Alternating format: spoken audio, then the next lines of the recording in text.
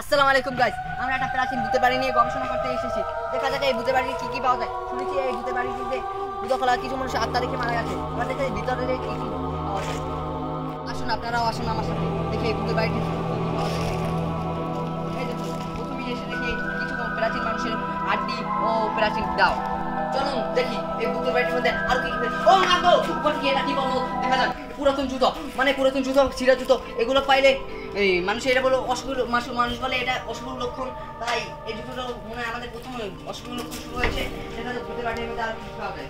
দেখি এই ভূতের বাড়িতে কোনো আত্মার সন্ধান পাওয়া যায় কিনা। এই যে আটকানো, দেখি এদিকে কিছু পাওয়া যায় কিনা।